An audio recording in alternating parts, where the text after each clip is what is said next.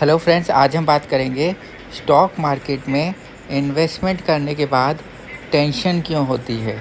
और अब हम बात कर रहे हैं लॉन्ग टर्म इन्वेस्टमेंट के बाद ऐसा क्यों होता है कि हम हमेशा एक टेंशन में रहते हैं कि हमने इन्वेस्टमेंट सही किया है या नहीं। तो इसके लिए मैं आपको इस वीडियो में 5 पॉइंट्स बताऊंगा कि जिसकी वजह से हमें टेंशन होती है और ये पॉइंट्स हमें अवॉइड करने चाहिए। पहली बात कि हम अपने पोर्टफोलियो को बार बार देखते हैं, ये हमें नहीं करना है। हम अपने पोर्टफोलियो को डेली देखते हैं, जो कि हमें नहीं करना है।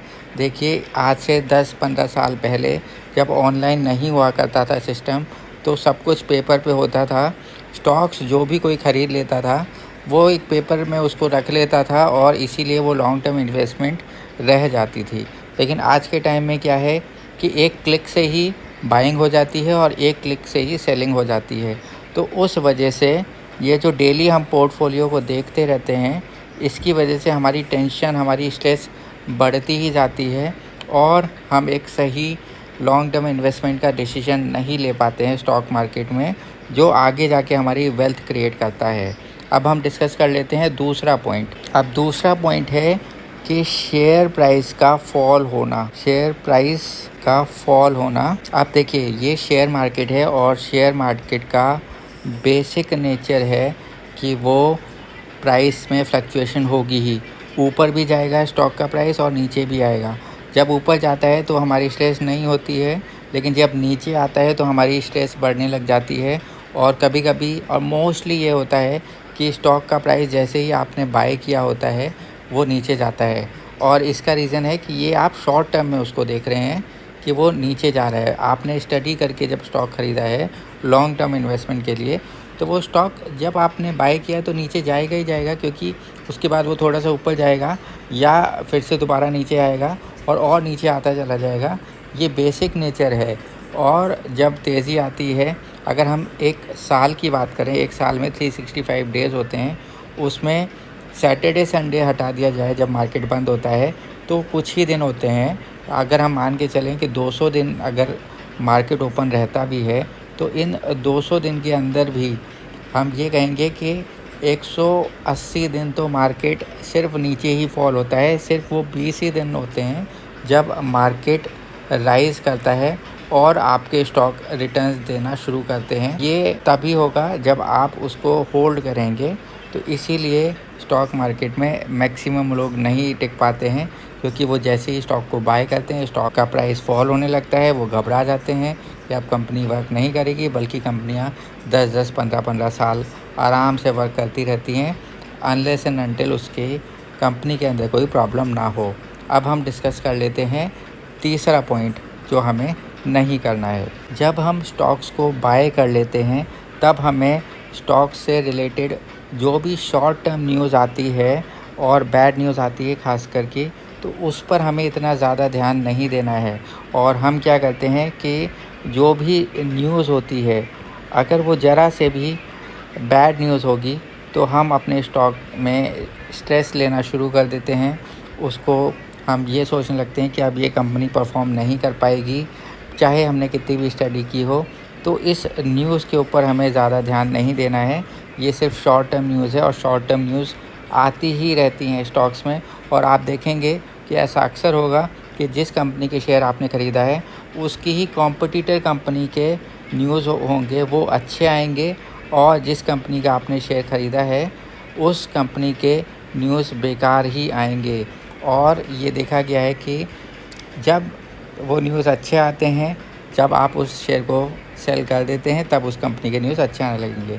तो आपको ये नहीं देखना है कि कॉम्पिटिटर कैसा परफॉर्म कर रहा है, आपको अपनी कंपनी पर फोकस करना है।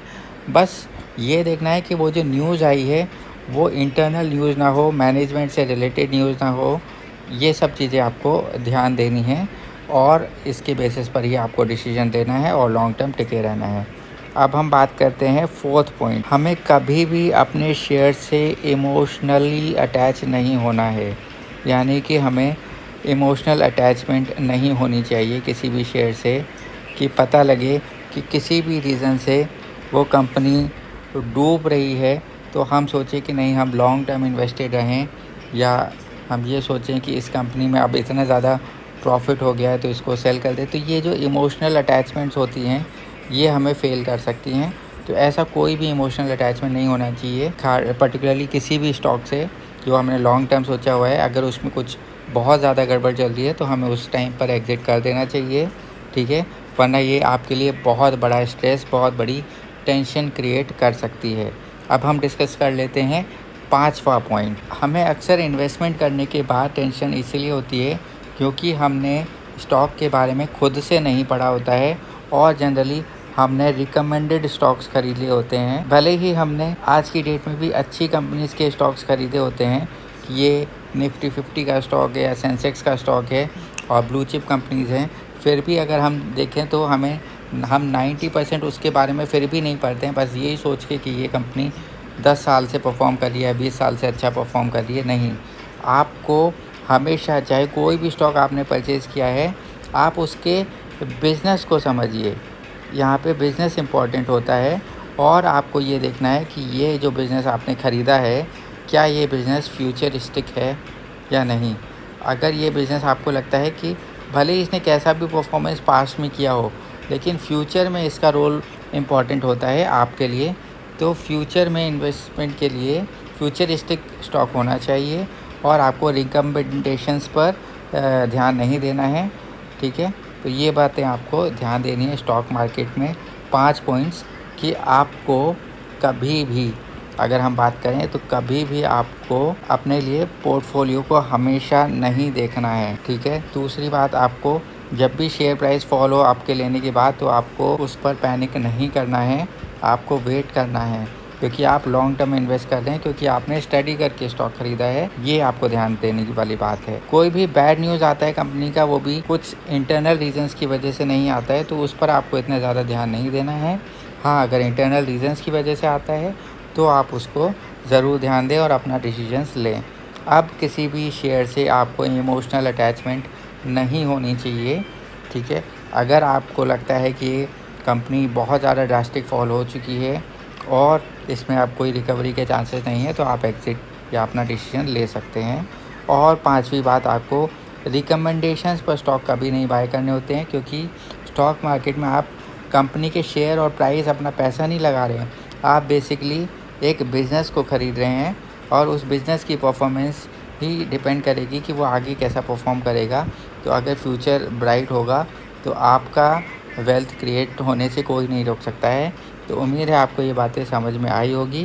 वीडियो अच्छा लगा तो प्लीज़ इसको लाइक कर दीजिएगा और इस चैनल को ज़रूर सब्सक्राइब कीजिएगा।